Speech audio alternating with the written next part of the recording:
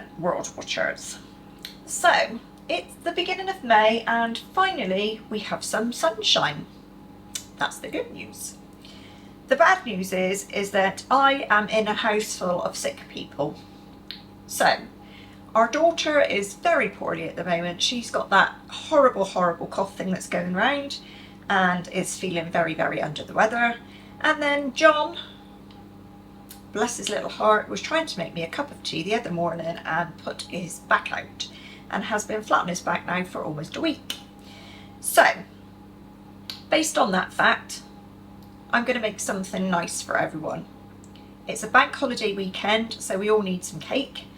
And I don't want to buy it. The last time I bought a cake a couple of weeks ago, we were really disappointed, and I think it's because we've got used to making our own.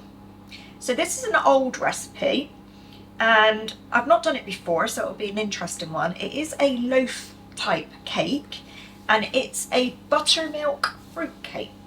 So buttermilk now you can actually buy in little pint cartons, which are really useful. And obviously, for those of you that don't know, buttermilk is the stuff that is a byproduct of making butter. So it's the whey that comes away when you turn milk into solids, which is butter. So waste not, want not. And obviously, if you make your own butter, you will have buttermilk, so you can use your own buttermilk. So this recipe is quite a large recipe, and the recipe is for 3 £1 loaf tins.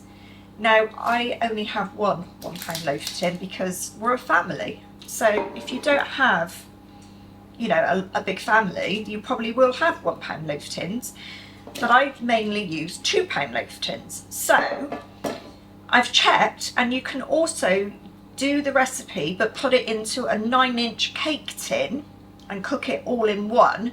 If you do it like that, you're going to have to obviously be careful with your cooking timings. So what I'm going to do is I'm going to put most of it into a £2 tin and then do a £1 tin as well. And obviously I'm going to have to take out the £1 tin before the £2 tin because it's going to be cooked quicker. My oven is on preheating because it won't take long to put this recipe together. You need to have your oven on 160 fan, 180 if you don't have a fan, and we reckon it's probably around gas mark 4, but I will get John to check that for you before I put it on the screen now. So to start off with, and all the ingredients will be down below as it usually is, okay? To start off with, you need flour. It's a pound of flour, or 455 grams apparently. And into your flour, you are going to add your butter. Now I've chopped this as best I can. Like I said, it's a lovely day today, so my butter is soft, which is great. We're going to put it all in, and then we're going to rub it in as if we were making pastry until we've no lumps of butter and we've like a breadcrumby texture.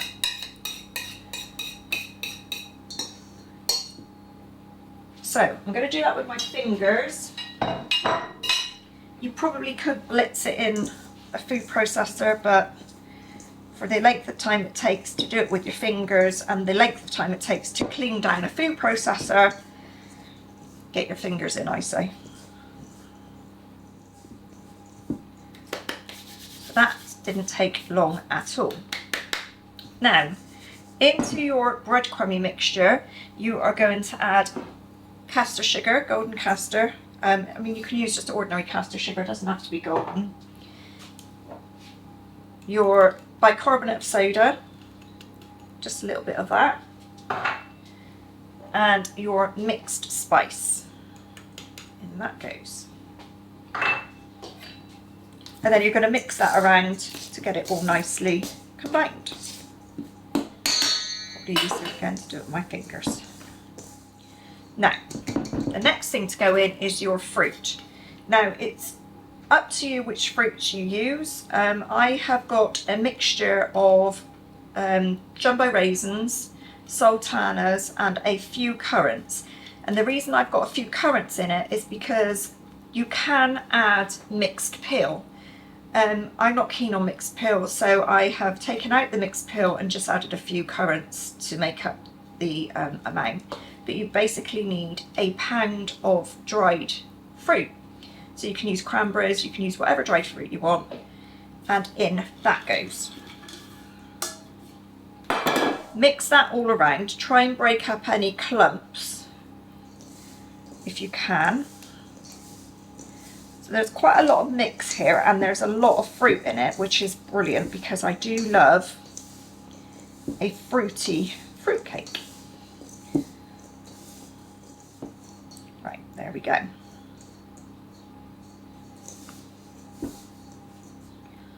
Right, just going to wash my hands before we get on with the next bit. Okay, so I've got a butter knife now, and that's what I'm going to use to start this next piece. So the next thing that you want to add are 3 eggs beaten. In they go.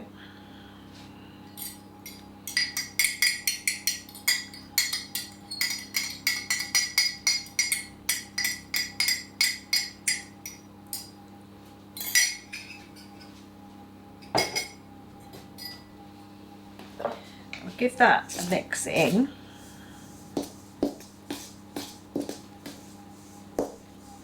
And the next stage is the buttermilk. Now, with the buttermilk, there will be a measurement for the buttermilk in the recipe, but what you're looking for is a dropping consistency of your mixture. So I'm going to add some, mix it in, and then keep going until we get a dropping consistency. So here we go.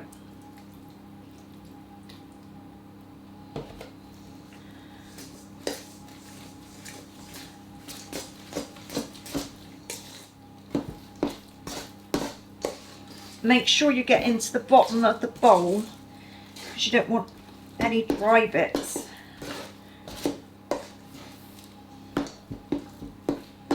Right.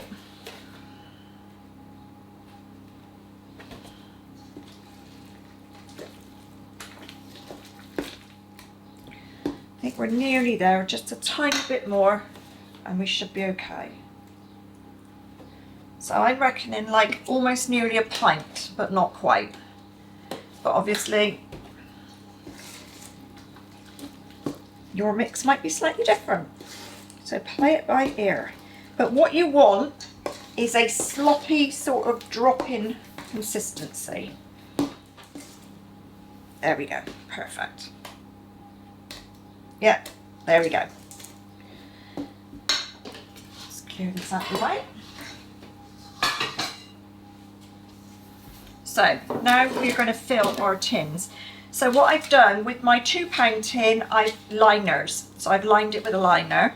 The £1 tin I do not. So I've put a piece of greaseproof across the bottom and up the sides, but on the long sides, rather than try and completely line that, I've greased with a little bit of cake release. You can do it with butter or whatever, okay? So I'm going to fill my £1 tin first. There we go, nearly to the top, but not quite. And then the rest is going to go in my £2 tin.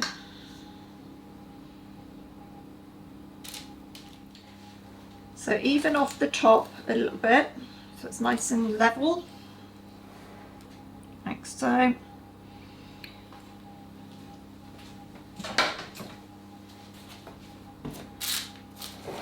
And then these are going to go into the oven, as I said, 160 degrees fan, 180 if you don't have a fan, probably around about a gas mark 4, but we will check that for you. Now, if you're going to do 3 £1 loaf tins, you're going to bake these for about 40 to 45 minutes. If you're going to use an alternative tin, so my £2 tin is obviously going to take more than 40 to 45 minutes. I'm going to keep an eye on that, and what you're looking for is obviously the cake to be risen and golden brown on the top. And then when you push a skewer, you want that skewer to come out clean, okay? Obviously, as I said, you can also use just a 9-inch cake tin if you want to make a round one. That's absolutely fine. But again, you're going to have to monitor and change your cooking times. And obviously, I can't tell you how long that's going to take. You're going to have to just use your common sense. Okay, so these are going to go in. I'm going to check my little one in about 45 minutes, and then we'll see how long it takes to cook the 2-pound tin. So I will see you in a short while.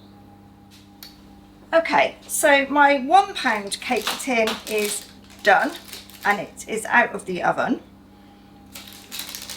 It's got a crack in it, but I think that's because of the way that it responds to heat. So there's nothing to be worried about with that. And obviously it's still going to taste delicious. So the next thing we do is we leave this to cool in the tin for at least half an hour. Once it's cooled for half an hour, then we can lift it out with the grease proof and leave it on a rack to cool completely. Now my 2-pound loaf tin is still in. I'm going to give it another 10 minutes and then I'm going to start checking that one. But this one, 1-pound cake tin, was in for 46 minutes. So again, depending on your oven and the way that your oven works, you need to judge it. But this is what you want. You want a nice golden colour. And as I said, when your skewer is inserted, it should come out clean. Okay, so we'll come back later with some pictures when we've cut the cakes and then you can see them. So thank you very much for joining us today. Please subscribe if you haven't already done so. If you have, thank you very much. Please give us a thumbs up if you like this recipe. Do give it a go. I mean, you could see it was so simple and so quick to put together. Old-fashioned recipe. Brilliant. So we will see you all again really soon. Bye for now.